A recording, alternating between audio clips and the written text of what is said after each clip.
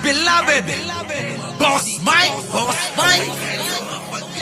Cervera. Eto, meron lang ako napansin, mga kababayan ko ha. Meron ako napansin. Eto ha. Ewan ko kung napansin na huto ng iba. Napansin niyo po ba ito? Patalsikin si Marcos, sabi ng retired general na loyal kay Gloria. Alam niyo mga kababayan, ito napapansin ko dito eh. Bakit ba tila yung mga bata ni Gloria, yung po bang kumakamada? Kumakamada ho ng papatalsik kay Pangulong Bongbong. Itong si Aling Maliit, nagdududa ako rito eh. Oo. Oo. Nagdududa ako eh. Si Mike Defensor. Di po ba? Si Mike Defensor. Abay, bata rin ni Gloria yun eh. Di ba? Sino? Baka naman si Aling Maliit ang kumakamada. Baka gusto mong kumanta na naman kami ng Gloria, Gloria La Bandera. Ganun yung kantahan nung araw. Ngayon, iba na. Sinong presidente? Di ba? Oh, isipin nyo yan. Oh, eto, si Esperon to eh, di ba? Kaya mga kababayan ko, pag-isipan yung maigi. Oo. Para bang itong mga ito eh, tila ba mukhang may kinalaman na si Gloria sa mga to. Puro mga bata niya eh. Isa pa, eto rin, di ba? Yan oh. Di ba yan din ang matandang yan ang naging dahilan ng pagpapatalsik kay Kay Mr. President Erap Estrada. Eto si Chavit. Gloria rin to eh. Yan, Gloria. Si Esperon, Gloria. Si Mike Defensor, napabalita nga daw na magjowa daw sila. Di ba? Magjowa daw sila ni Gloria. Grabe, no? Alam nyo na. Kaya itong si Aling Maliit, siguro ito yung pinangangahas na kumbalot ni Sarah eh. Akala nila magtatagumpay sila para mailoklok ito ito kininayong. Hang kayo agbalin. Madi, hang kayo agbalin. Sabi nga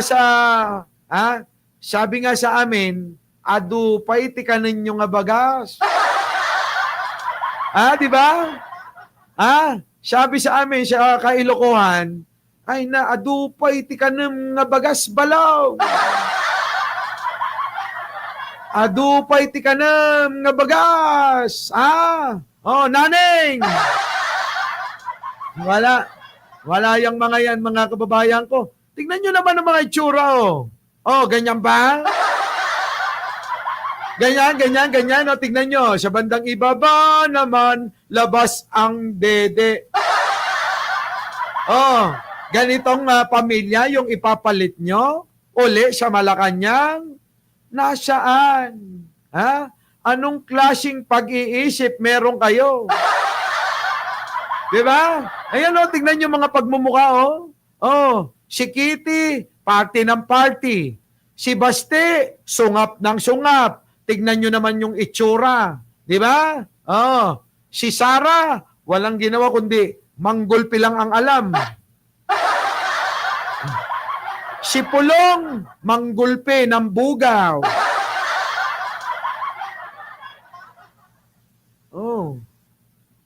Yan yung gusto nyo? Ayaw nyo talaga ng mga matitino, Tingnan nyo, titigan nyo. Sa bandang ibaba, yung labas dede, si Kitty, party ng party. Nagwe-wake and bake. Eto naman, kasama si Kasama daw, ito daw yata yung kagaya din nito, Derek Ramsey. yung pinag-aawayan ni Derek Ramsey. Eto. Si Sarah. Tignan nyo naman, nanggulpi ng sheriff. Eto naman, nanggulpi ng bugaw. Yan ang gusto ninyo. Kakapal ng mga mukha niyon, mga kababayan eh. Tignan nyo. Paano?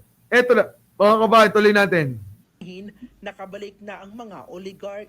Kasunod niya, nag-post din sa Facebook si Ramon Ang. Diretso niyang sinabing hindi siya papasok sa politika. Yun. Tapos, hindi naman pala papasok sa politika eh. Di ba na? Adupay ti inuman da nga danaw mo na. Ora ipararab da ropa da tarangtay. Ora ipararab da ropa da tarangtay kan itakarayan. Na. Maawatan nyo. Di ko na ngakarayan baka sabali sa uyo. Na. Oray ipararab dagiti Duterte taro padajay karayan. Paki-translate para maintindihan ng mga Bisaya kong mga kababayan. Dito na tayo, mga kababayan ko. Pasok na natin. Saldi ko, uuwi na. INC, totoong pinagtabo yan ang mga DDS rally. Pasok. Last na lang po, Senator Ping, sa ibang topic naman, nung pong isang araw na nagsalita si Senator Amy at pinatigil nga ng Iglesia ni Cristo, yung pong rally, dahil hindi naman yung party ng usapan. Tokin ni Nanot ting Aymen. Nag-gate crash, mga kababayan. Hinayjack niya yung rally ng Iglesia. Kininam nga babalo. Tungkol sa GAA, dapat ang i-discuss niya inambush ni Senator Amy yung INC rally. Kita nyo, inambush daw ni Babalo. Di lang nagbaba yung token ni Nana. Kasla kalatay nakibert dyan, tapos apam mo isupot, jay ulo tilitsyon. Naisupot mo lagar jay ulo tilitsyonan, inalampay jay ipos kan saksaka. Kininam na apo sobramo ti ingkapuskol taropa. Tingin niyo po ba, at kayo naman may mga access pa rin sa Intel community, yung bang ginawa ni Senator Amy na yun, meron bang kasunod na hakbang sana yan, ano ba yung kasunod na hakbang ni Babalina? Ano kaya yon? Ano yung kasunod? To oust the president? Yung palang plano, gusto talaga na layasin si Manong sa pagiging Pangulo. Well, obvious naman ang motibo, politika Kasi sunod-sunod yan lumabas si Saldico. Tapos sina Mike Defensor nagsasalita ng kung ano-ano na binugbog yung isang aide ni Saldico. Oo nga, yun, pinapakalat nung si Labi. Di ba? Puro kababalagan. They really don't care at all. Kung alam nilang kasinungalingan na sinasabi, baka basad makapag-destabilize. Yun na nga, alam naman nila na puro kasinungalingan to sinasabi ng kampo ni Duterte, pero tinutuloy-tuloy pa rin. Kasi nga mga kababayan, ang nais, makapag-destabilize lang ng gobyerno ni Manong Bongbong natin. Kapal ng mga mukha nyo, pati mga labi nyo. Buti na lang yung mga labi natin, mga kababayan. Parang labi ni Gabby Concepcion at saka ni Sam Melby, talaga. Obvious sunod-sunod yung yung mga events Kung ako yung mag-a-analyze, talaga orchestrated, saka calibrated Orchestrated at calibrated daw. Kung si Ping Lacson ang mag-a-analyze, talagang, orchestrated at calibrated itong pagkakasalansan ng mga plano ng mga destabilizer. Oh. So in other words, nung oras na yon, when she was speaking before a mammoth crowd, meron po ba talagang at that moment meron bang plano talagang magmarcha na sa Malacanang, kundi lang pinull out ng Iglesia ni Cristo yung rally? Kita nyo? Kung hindi lang daw pinull out yung rally at tumutugma sa sinasabi ko sa inyo to. Leonora Brown, denggam nga unay. Alicia Duran, denggam nga unay. Kung hindi daw, totoo daw ba na kung hindi daw pinatigil ng pamunuan ng Iglesia ni Cristo, eto pong rally sa INC ay may plano ba na magmarcha papuntang Malacanang? Ayan sinasabi na di ba? Yan, mga kababayan, sinasabi ko sa inyo. Di ba nga si Sarah nakapag-ready na ng kanyang yung karamihan ng mga didis, kahit yung maliit na mukhang gasolitong direktor, yung direktor na kinusuhan ni Vic Soto,